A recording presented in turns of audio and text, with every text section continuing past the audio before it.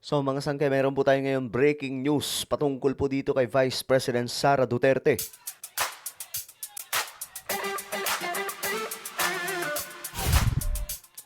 Mga sangkay, nangangamoy kulungan nga ba ang ating Vice Presidente? Susunod nga ba siya kay ah, Senator Bong Revilla?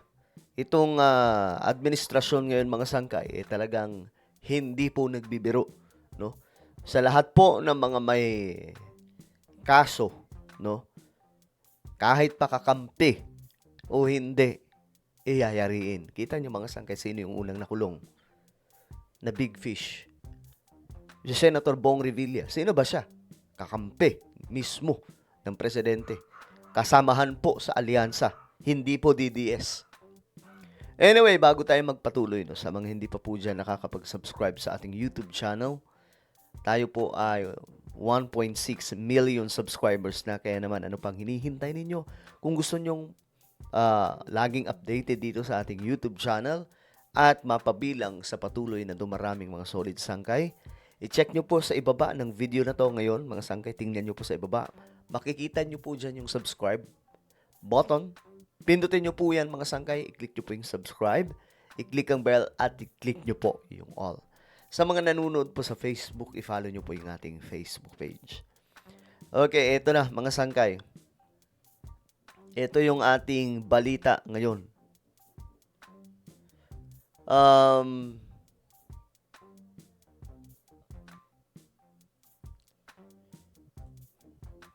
May flash report, mga sangkay, tungkol po dito kay Vice Presidente Sara Duterte. Ito po ang mainit-init na balita ngayon.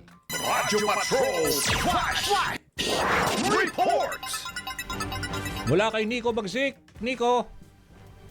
Magandang umaga sa iyo, Danny. Dumating na nga dito sa Office of the Ombudsman si former Senator Antonio Trillanes III para maghain ng reklamong plunder, bagong reklamong plunder at graft na mga reklamo laban kay Vice President Sara Duterte. Kaugnay ito ng mga di umano'y anomalya nung siya ay DepEd Secretary. Antabayanan pa ang ilang detalye sa balitang ito maya lamang dito sa Teleradyo. Okay, so yan po ang ganap ngayon.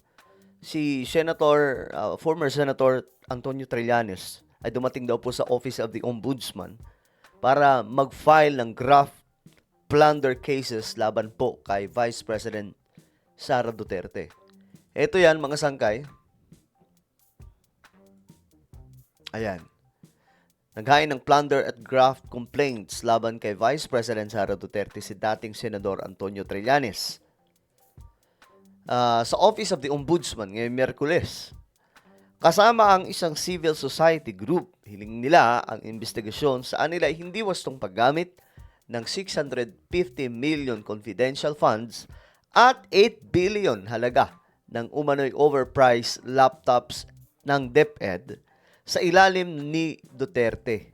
Ito po yun. Ayan.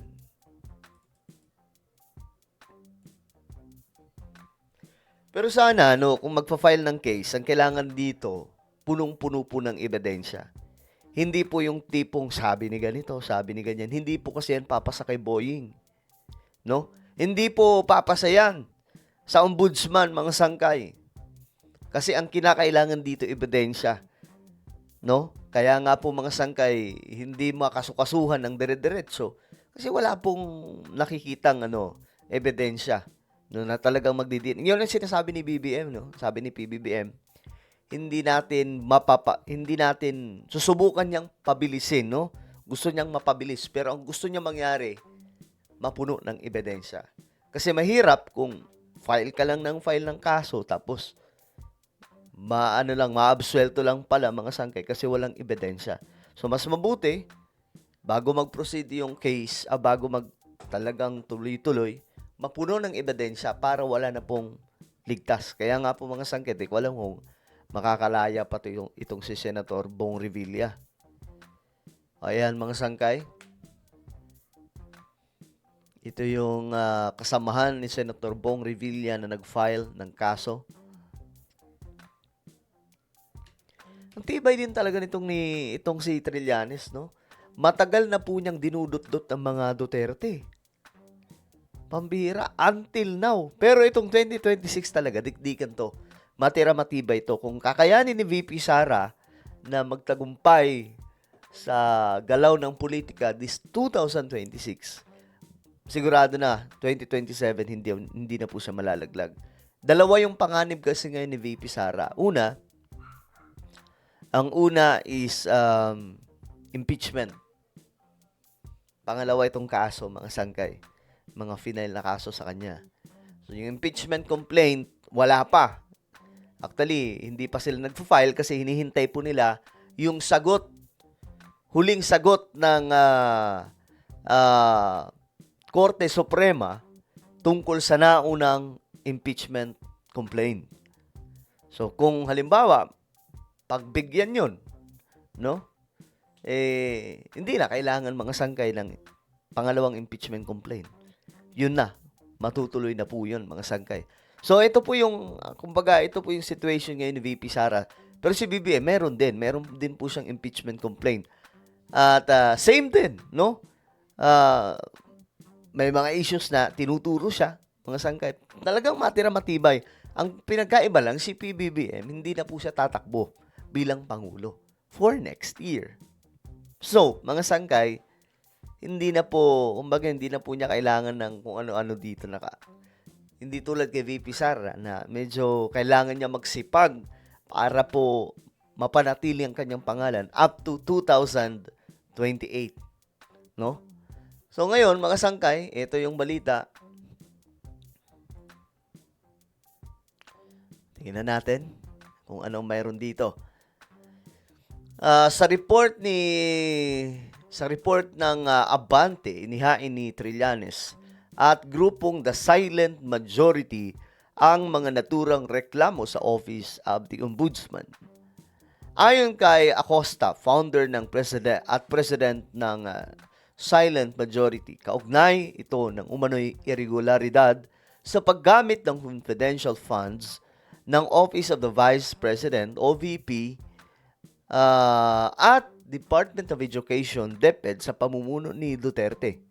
Kabilang din sa mga paratang ang umano'y malversation ng bilyong-bilyong pisong pondo, mga overpriced laptop at mga disallowance sa Commission on Audit. So yun po ang kanilang reklamo laban po sa ating Vice Presidente. Pero ang tanong, puno ba yan ng ebidensya o puno lang ng hangin? Kasama rin ang umano'y hindi natupad na target na pagtatayo ng mga silid-aralan. Hindi idineklarang yaman sa Statement of Assets, Liabilities, and Net Worth or SALN. At iba pang aligasyon ng katiwalian. Ang naturang reklamo ay kasunod ng complaint affidavit laban pa rin kay Duterte kaugnay sa 612.5 milyong confidential fund na inihain noong December 2025. So yan po ang kinakaharap ngayon ng ating Vice Presidente, mga sangkay. Magbasa-basa tayo ng komento. Talagang patibayan to ngayong taon, mga sangkay. Tingnan natin yung mga komento. Halo-halo to eh. Pag naboboard ka tapos makakabasa ka anything about this man, matatawa ka na lang talaga bigla. Na-deploy if no more piggy under the backyard. Thrilling on action. So mostly mga DDS yung nag-comment.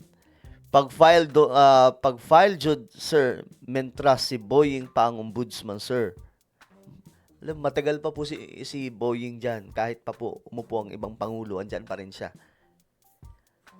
Tama naman po ang paraan na ginawa ni Trillanes. Due process of law ang tawag. Hindi siya nagngak-ngak sa social media, kundi sinampahan niya ng kaso si Sara at doon mapatunayan kung sino ang walang sala.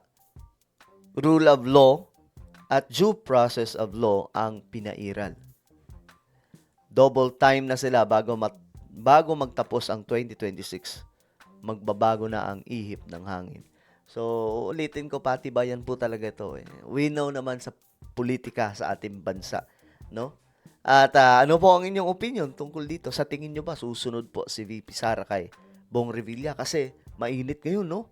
Mainit ngayon yung damputan. May mga susunod pa nga daw pong senador na nanganganib ngayon. Diyos mio, Marimar. Ano po ang inyong opinion? Comment down below. Mayroon po tayong YouTube channel. Ito po ay Sangkay Revelation. Hanapin nyo po ito sa YouTube ngayon din. Kapag nakita nyo na, i-click nyo po yung subscribe, i-click ang bell, at i-click nyo po yung all. Ako na po ay magpapaalam. Mag-iingat pong lahat. God bless everyone.